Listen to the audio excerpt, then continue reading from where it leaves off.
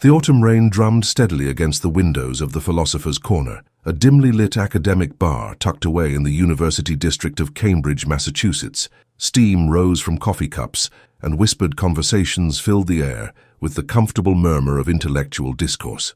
The establishment had earned its reputation as a sanctuary for professors, graduate students, and anyone seeking refuge in the world of ideas rather than the harsh realities waiting beyond its wooden doors. In the far corner, beneath a weathered poster of ancient Athens, sat a man whose presence seemed to command attention despite his quiet demeanor. His silver beard was neatly trimmed. His eyes held the depth of someone who had spent lifetimes contemplating the nature of existence itself. This was Plato, though the few patrons who recognized him simply nodded respectfully and returned to their conversations. Time worked differently here, in this space where ideas transcended the ordinary boundaries of mortality. The door chimed as another figure entered, shaking raindrops from a dark coat.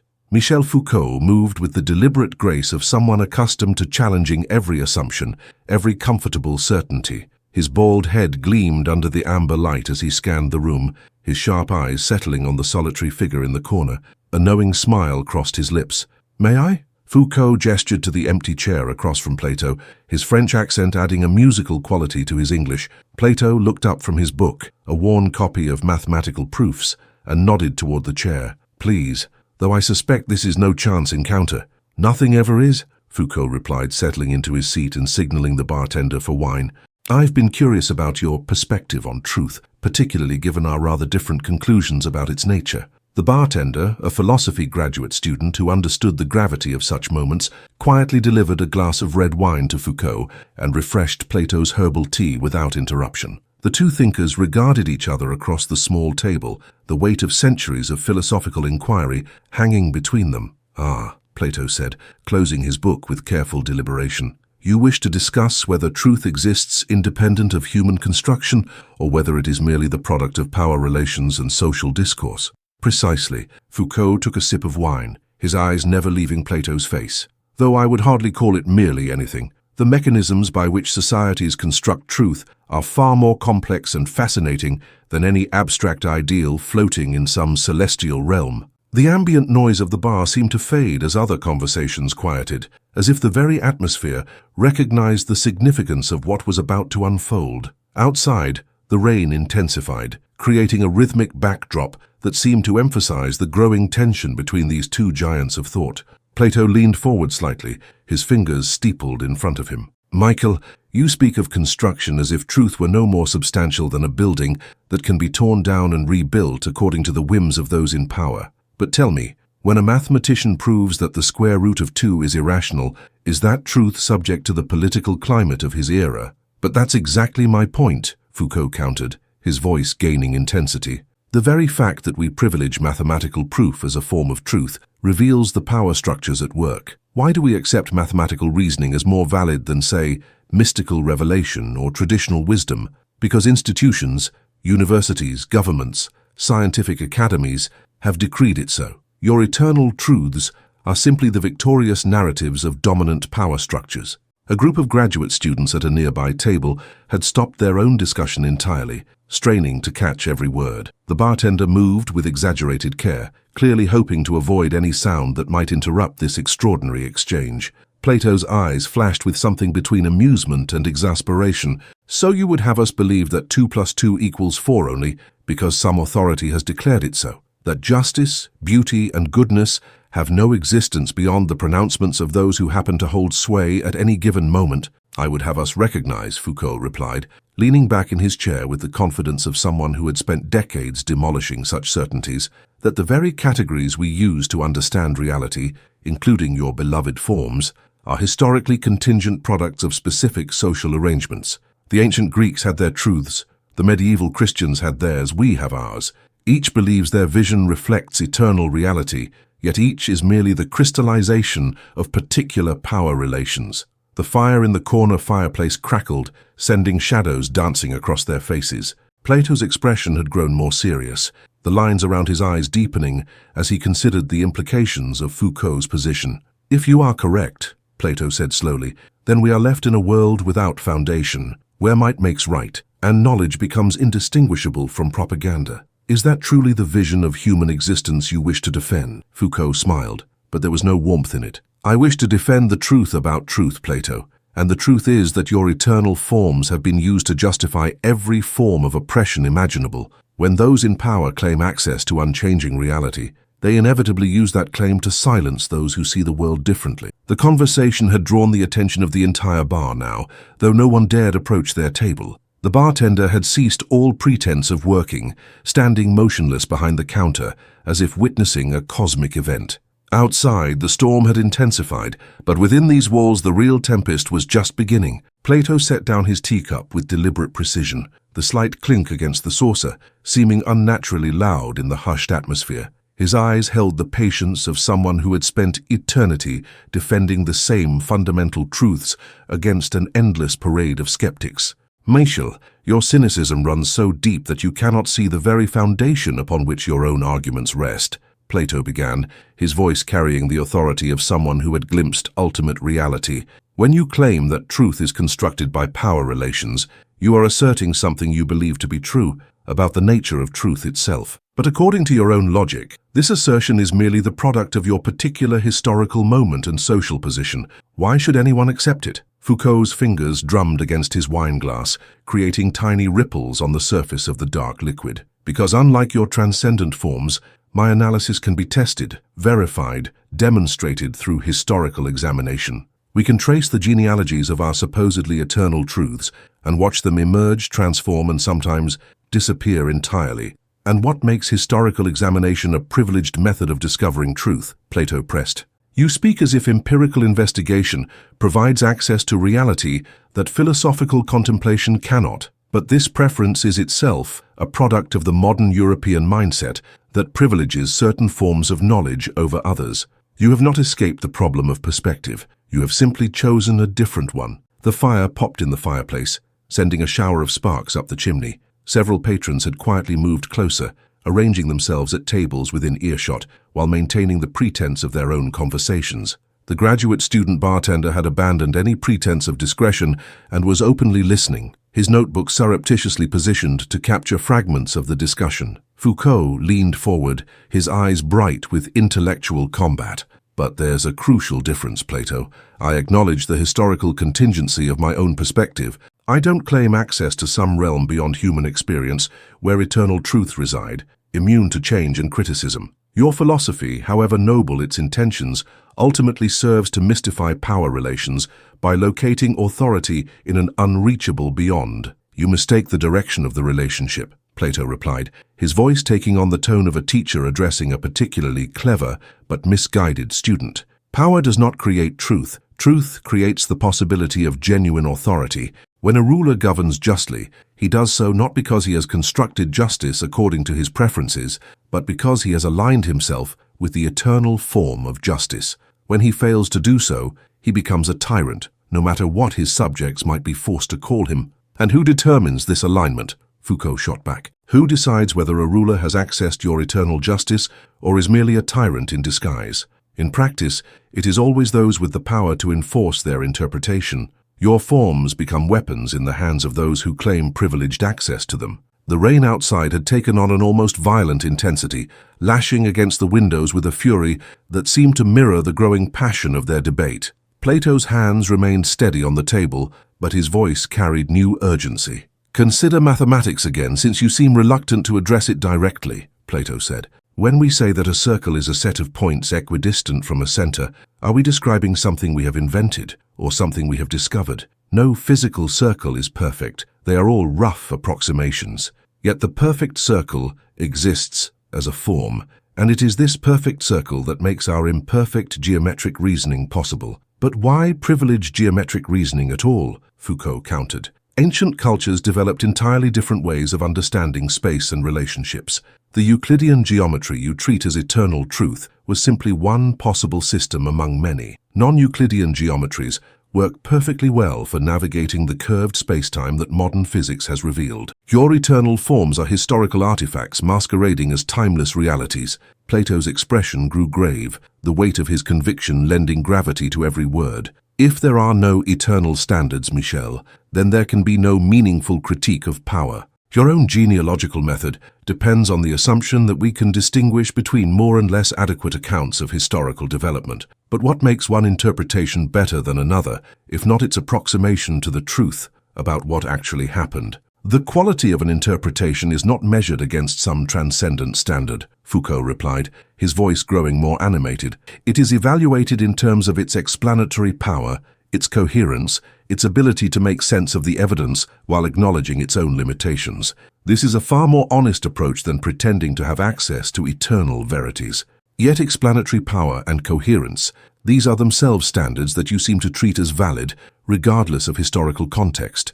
Plato observed with satisfaction. You cannot escape the need for universal criteria, even as you deny their existence. The debate had reached a crescendo that left the entire establishment suspended in rapt attention. Even the storm outside seemed to pause, as if nature itself had been drawn into the intellectual vortex created by these two titanic minds. Foucault stood and walked to the window, his reflection merging with the rain-streaked glass as he gazed out at the storm-lashed street. "Let me tell you what I see when I look at your eternal truths, Plato," Foucault said, his voice carrying a new intensity.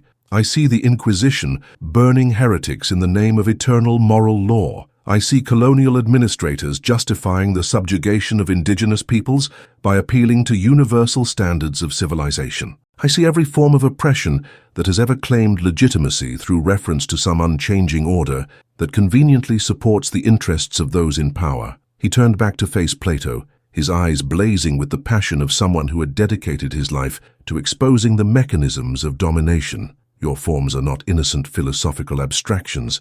They are tools of power that have caused immeasurable suffering throughout history." Plato remained seated, but his posture had straightened, as if preparing to bear the full weight of this accusation. "And I see what happens when societies abandon the pursuit of eternal truth. Michel, I see the might makes right politics of Athenian democracy, where clever rhetoric triumphs over justice. I see the relativism that ultimately serves the strongest, because without objective standards, there can be no appeal against the will of those who hold power." "But that's exactly backwards," Foucault exclaimed, moving away from the window with renewed energy. "Objective standards don't constrain power, they legitimize it. When someone claims to speak for eternal truth, they place themselves beyond criticism. Your philosopher kings are simply tyrants with better philosophical credentials." The graduate-student bartender had given up any pretense of discretion and was openly taking notes, his pen racing across the page as he tried to capture the rapid-fire exchange. Several professors had quietly entered the bar and taken seats, drawn by word that something extraordinary was happening at the philosopher's corner. "You speak as if the choice were between tyranny and chaos," Plato replied, his voice carrying the weariness of someone who had witnessed the collapse of too many imperfect human institutions. "But consider this. In a world where truth is merely the product of power relations, how do you account for the fact that the oppressed often recognize their oppression? If their understanding of justice were simply the result of dominant discourses, they would be incapable of seeing their situation as unjust." Foucault paused, considering this challenge. "The oppressed recognize their situation precisely because they experience the effects of power relations directly. They don't need access to your eternal form of justice.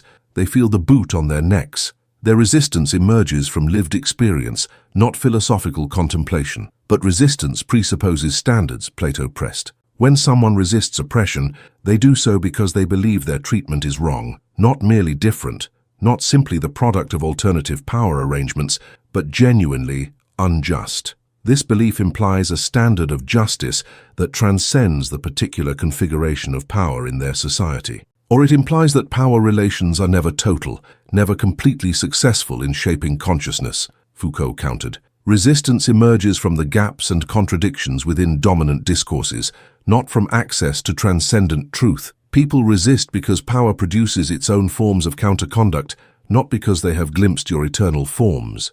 The intensity of their exchange had created an almost electric atmosphere in the bar. Conversations at other tables had stopped entirely, and newcomers found themselves drawn into the circle of attention surrounding this unlikely debate between past and present, certainty and skepticism, eternal truth and historical contingency. Plato leaned forward, his eyes fixed on Foucault with laser-like intensity. "If you are right, Michel, then intellectual integrity becomes impossible. Every position becomes equally valid. Every truth claim becomes merely an expression of will to power. But you clearly believe that your genealogical analyses are superior to metaphysical speculation, not merely different, but better. This belief betrays your commitment to standards that transcend particular historical moments. I believe my approach is more useful, more productive, more honest about its own limitations, Foucault replied. But I don't claim it provides access to eternal truth. I offer tools for understanding how we came to believe what we believe, not revelation of what we ought to believe. Yet the distinction between useful and useless, productive and unproductive, honest and dishonest, these are judgments that imply objective standards, Plato observed. You cannot consistently maintain that all truth is historically constructed, while simultaneously arguing for the superiority of your own historical analysis.